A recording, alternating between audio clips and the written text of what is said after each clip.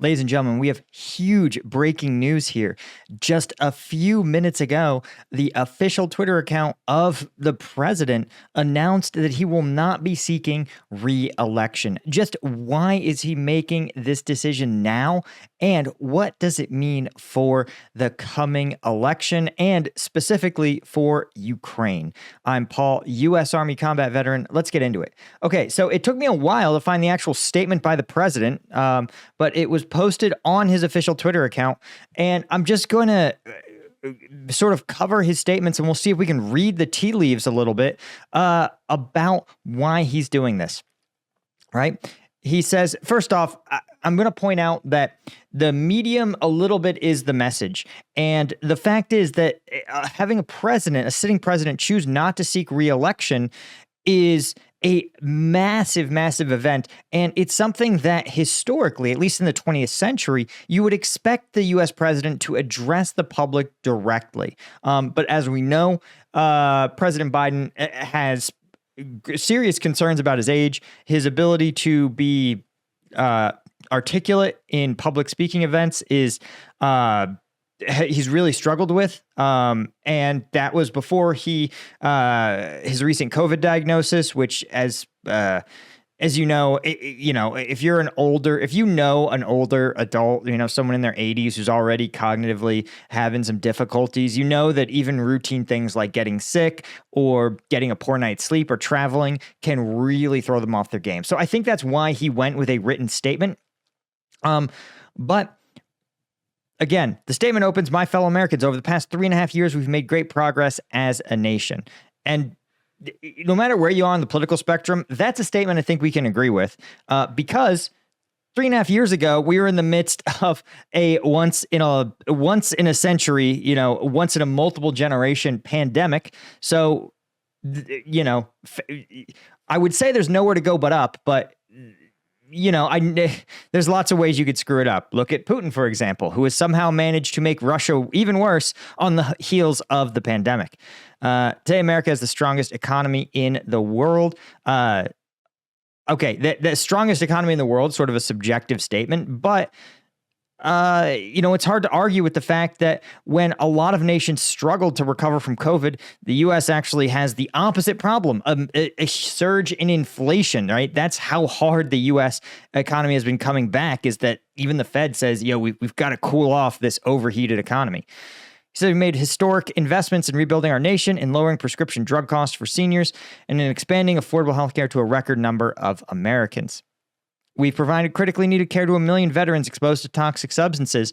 That's the PACT Act he's referring to. Again, allowing veterans who develop a host of serious conditions to be treated for free at the VA if they develop those conditions. And that's a huge deal for a lot of Americans, right? To be able to access care cost-free, especially given the fact that, again, a lot of them were exposed to burn pits in Iraq and Afghanistan over the 20 years of the war. So, again, that is genuinely a win, and it's something that is sometimes tucked away in other, I'll say this, in that, a lot of Republican administrations have tried to privatize and sort of peel back the VA, and it's something that, frankly, almost everyone should be sort of appalled with. Again, the American veterans that went to bat for this country for 20 years, whether you support the war or not, deserve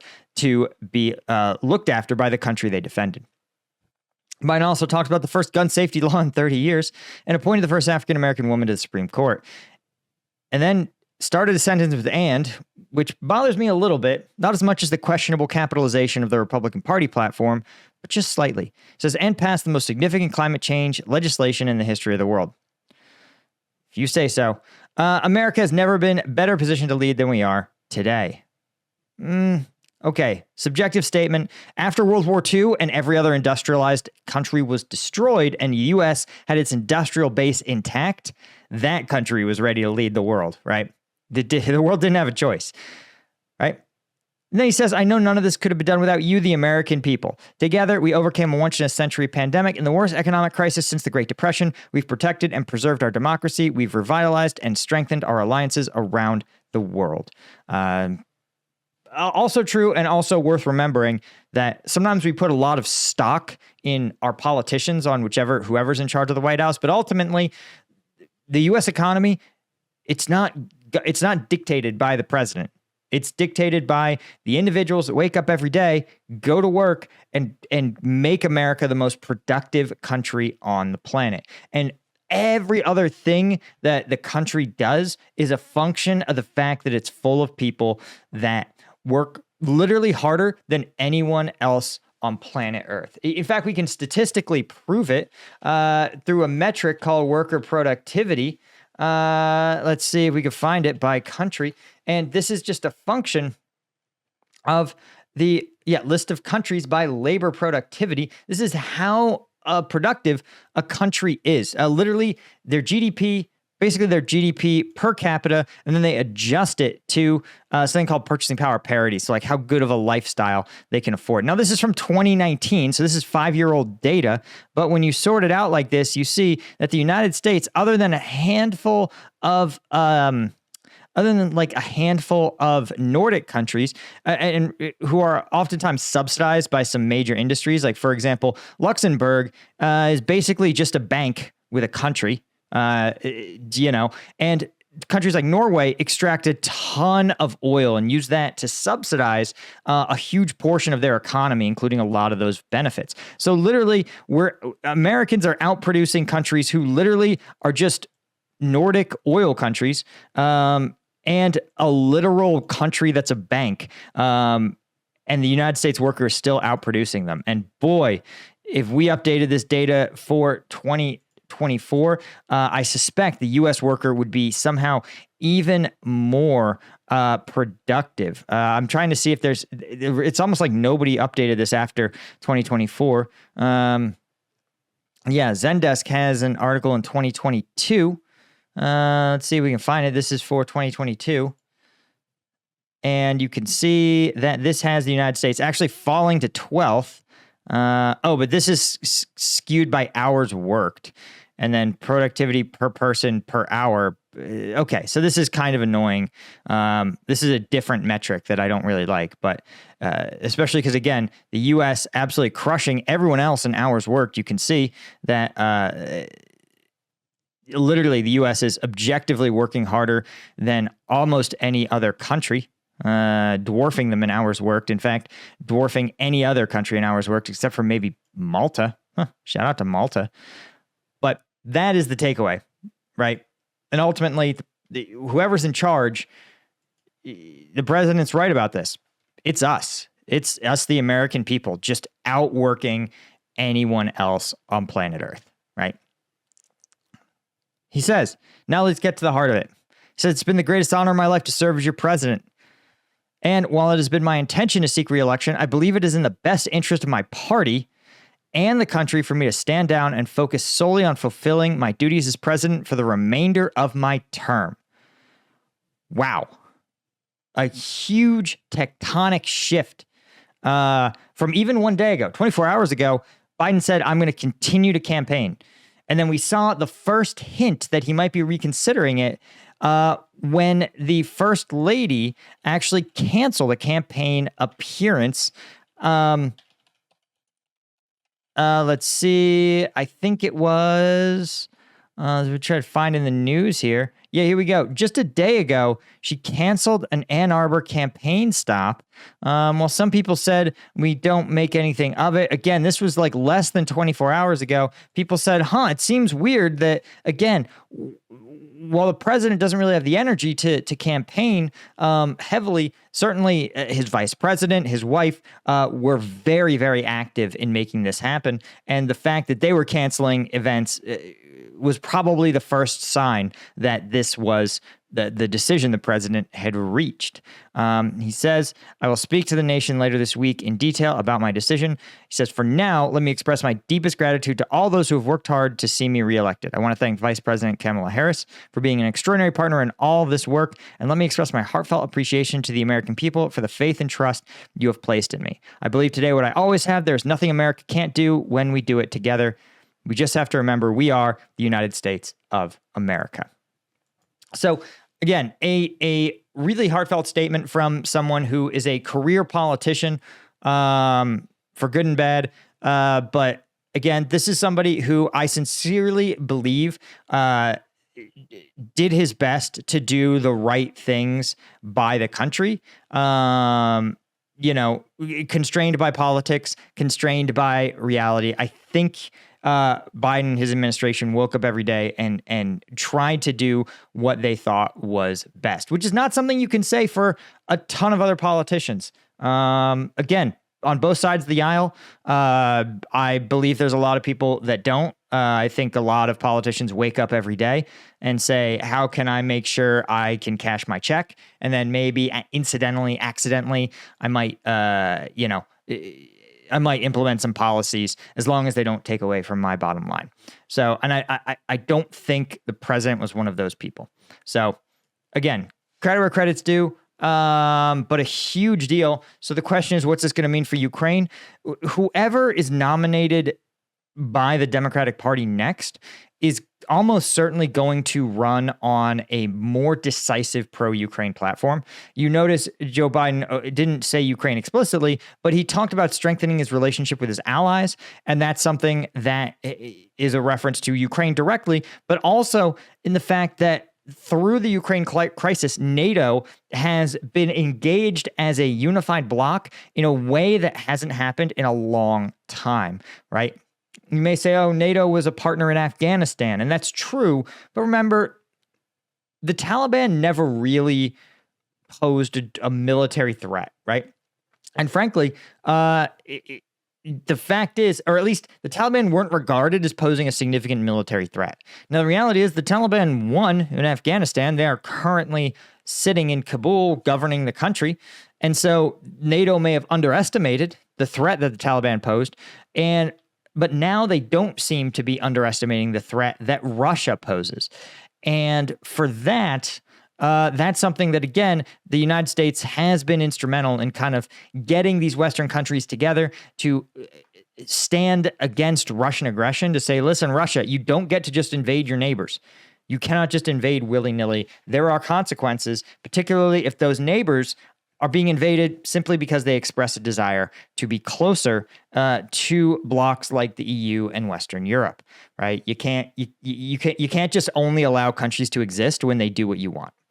So again, we're going to keep you guys updated. This is a huge story. Again, if you're not a U.S. citizen, you've got to understand this is a huge deal. An incumbent president choosing to not seek re-election has only happened a few times in the country's history. Again, I strongly believe, though I have the same evidence you guys have with your eyes and ears, I believe that the president's age, I think it's age-related cognitive decline, but I think it's more than that. I think he actually he exhibits many of the symptoms of Parkinson's. I've talked to a number of physicians. Obviously, they can't diagnose somebody watching the TV, but they say, hey, if I saw an 81-year-old exhibiting these behaviors, I would tell them, hey, man, you really should get screened for Parkinson's. And the fact that there was a Parkinson's physician that routinely visited the White House lends credibility to that theory. And so this is unique in that the president is saying, hey, for health reasons, and I hope that's what he comes out and says. He says, for health reasons, I can't run this reelection campaign, right? It's not because I'm so unpopular, because the last time this happened was actually, I believe it was Lyndon Johnson who chose not to seek a second term because the Vietnam War was so unpopular. Let's see. Last time incumbent president didn't run was Lyndon Johnson. Yeah. Jimmy Carter lost. Incumbent presidents lose, but it's very unusual for them to not run. And again, the funny thing is that for a medical reason, it's the most understandable, right? And I really, really believe, again, I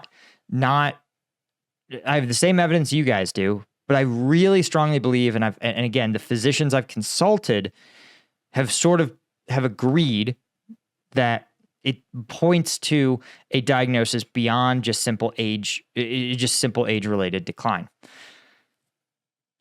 And that means that I don't think that we're in uncharted territory electorally, right? This isn't because the sitting president is so far behind in the polls that he totally can't come back and win.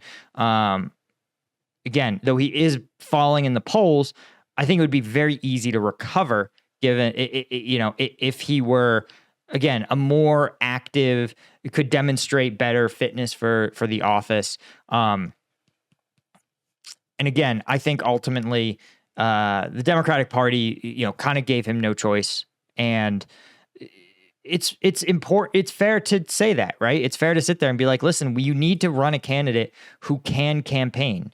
And whoever is in that role, whoever the Democrats put up, you can be certain they're going to be somebody who has a more pro-Ukraine orientation than the Republicans, who kind of seem to be stuck in this mixed bag, where a lot of Republican voters still believe that supporting Ukraine against Russia, checking Russian aggression, standing up for democracy is a core country value and a core value of the Republican Party, who was famously the most anti-communist party, right? Who for, again, a century stood staunchly against Russia and communism. So a lot of Republican voters seem to believe that. And now a lot more say, I think we give too much money to Ukraine. I think we should temper our aid. I think we should stop supporting them. We have too many problems here at home. And so the Republicans are a little more wishy-washy. It's hard. It's really hard to know what is going, what they will do, which is troubling. And it's something that Putin prefers. I'll say this, Putin prefers anybody Putin's worst case scenario is going to be a U.S. that says we are committed to Ukraine no matter what. Right? Then he's got somebody who's kind of like, well, we're committed to Ukraine, but I can't really come out and say it. And then over here, his best preference would be somebody who goes, no, F Ukraine, we're not going to support them. Right? So that's kind of his desire across the spectrum. Anyway, guys, that is all I had. If you want some uncensored combat footage, those videos are only available on combatvetnews.com. This is my version of Patreon. It's for, members only. But twice a week we drop uncensored combat footage for members, and you can support the channel, right? That's the best thing. The best thing about Combat Vet News, yeah, the videos are badass, and they give us a look in the front line in a way that we can't get anywhere else, and it's straight from the front lines. But really, it's about, I don't have to answer to anybody.